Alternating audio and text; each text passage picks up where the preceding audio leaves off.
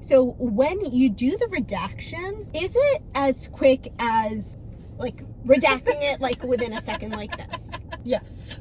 It's that quick. Yeah, well, it depends on the size of your data, but yeah, it is. So I mean, if it's this quick, guys, this is like 50 cents. You could do this. No? So our next guest is such a special treat. I think a lot of you know who she is. She is the co-founder of Private AI. She has received so many awards and recognitions, and I see her right there. Let's get her in the car. Hey, you need a ride? Hi, come on in. How's it going? Good, how are you? Good. Are you ready? I'm very ready. Okay. I read that you were named one of the top 100 Canadians shaping our country by Maclean's magazine. Like, that is unbelievable. Congratulations. Thank you. It's such an honor. Yeah, no kidding. And very well deserved, of course.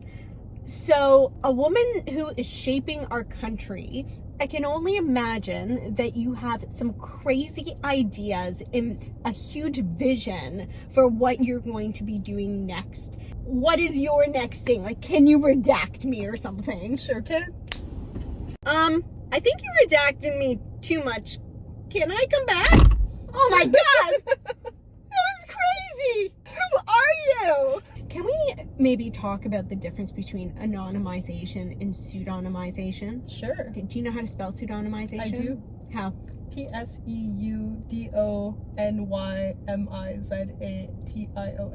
I'm gonna assume that's right. Okay, cool. Congratulations. That's kind of huge. I have an idea. What? Do you want to pseudonymize ourselves? Yeah. Let's do it.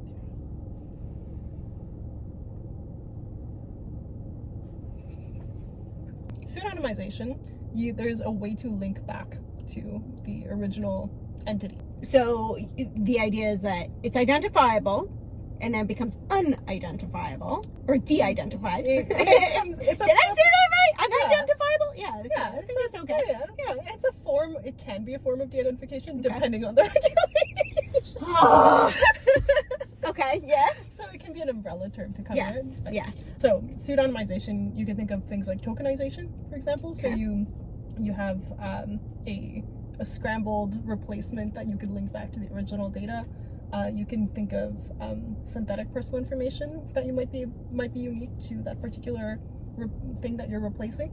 And the whole idea is you have some sort of database in the back that's storing the maps of the original data to the fake data, or you have some sort of a hash or you could decrypt the pseudonym. There are different ways to pseudonymize, some of which is to remove some of the identifiers and store it elsewhere in a different room. Yep. Nowhere in sight. Yep.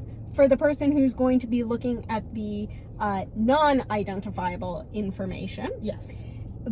But am I right that information is still considered personal information? It's still covered under the GDPR. It really is. Yeah. Because it's possible to re-identify. You can go back to that back room and put the data back together to re-identify the individual. Yes. Give me the elevator pitch of what your company does. Fundamentals of privacy is what we're working on. Okay. When you think about fundamentals of privacy, you really break it down, you're really talking about personally identifiable information. So, PII.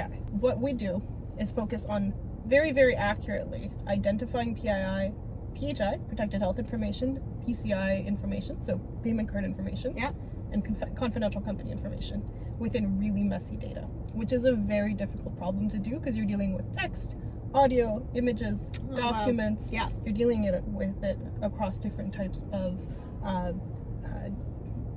use cases, across different different environments, different languages, different countries. So it becomes a really big problem with a massive search space for what you're looking for. Okay. For those watching that don't have a clear understanding of what de-identified means, can you explain that to them? Sure can. It's sometimes used interchangeably with the word anonymization. It really depends on the regulation. Yeah. It's complicated. It's complicated. Yeah. But roughly speaking, Yeah. it can mean removing both direct identifiers and quasi-identifiers. What are quasi-identifiers? So quasi-identifiers are things like your approximate location, your religious background, your political affiliation, your physical attributes, things that when combined together start increasing exponentially the risk of re-identifying you as an individual. How many points of quasi-identifiable information do you need to identify someone? And I know that might not be like, there may not be an absolute right answer, but approximately. That really depends on the quasi-identifiable information. Okay. If it's a physical attribute, like you have an arm, that narrows it down, but not by much. Yeah. Fair enough.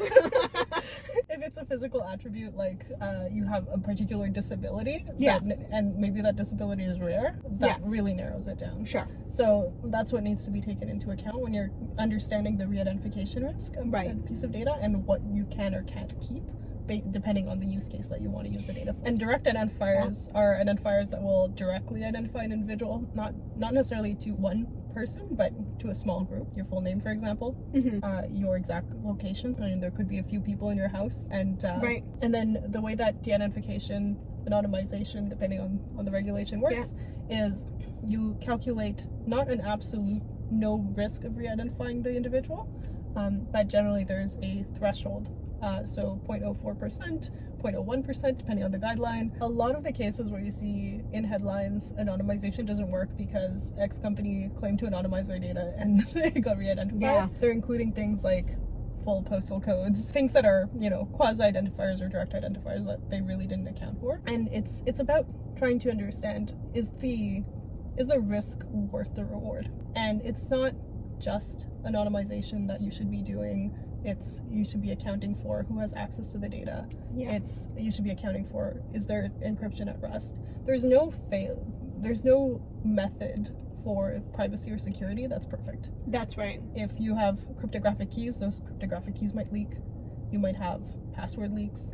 It's about making it harder and harder for the bad guys to be able to access data that you don't want them to access to, while making it possible to innovate. In your situation or your client's situation, they want their employees to see some information, but not all information. Yeah. So, for example, if you are looking at customer service calls, what you care about isn't necessarily who's talking in the recording. Maybe they're even sharing healthcare information, because people do.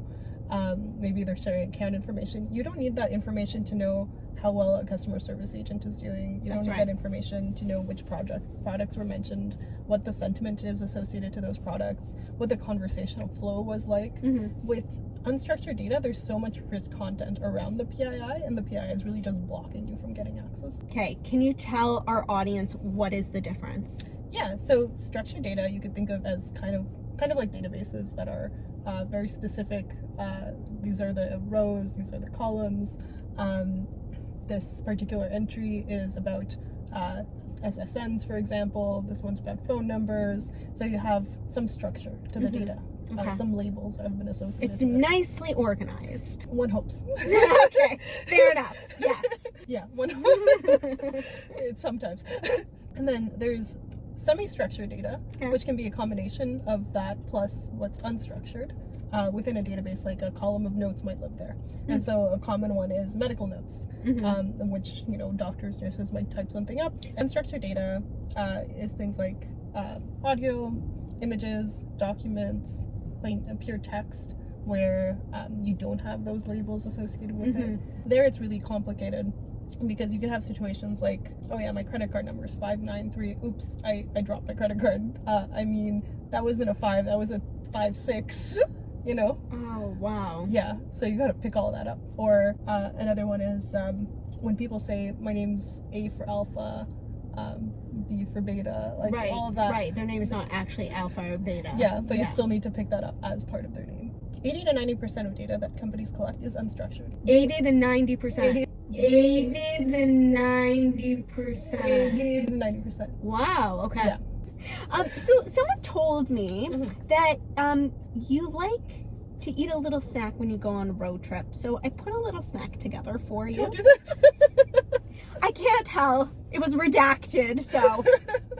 It's popcorn. It's popcorn. Is that like, oh, thank you. Is that really like what you eat when you go on a road trip? Hilariously, I will stop at a Cineplex and grab popcorn. No, without even seeing a movie. You just like theater popcorn for the sake I'll of share theater. it with my 7-year-old. Oh my god, so good. It's so salty. Now, do you put butter or no butter? A little bit. Oh, I'm the no butter girl. No butter? No, then it makes it soggy. Who wants like wet popcorn? You don't That's need it gross. fast enough then. What? As soon as they put it on, it's like, mwah. It's wilted. Just a little butter. Popcorn is like privacy because... What a riddle.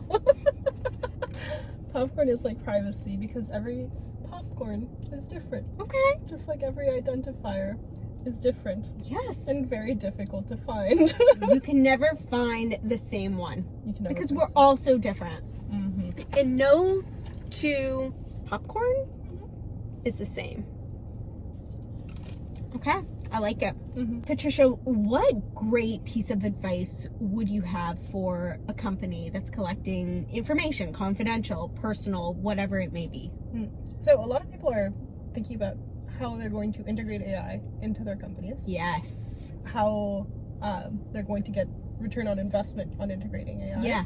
And still, data governance is still an afterthought. And in order to actually be able to move swiftly and be able to stay competitive, data governance is everything for AI. Good quality data is everything for you to be able to be competitive with AI. So mostly companies know how to do data governance for their structured data. Mm-hmm. Expanding that onto their unstructured data is what they need to do next. So by governance, what do you mean?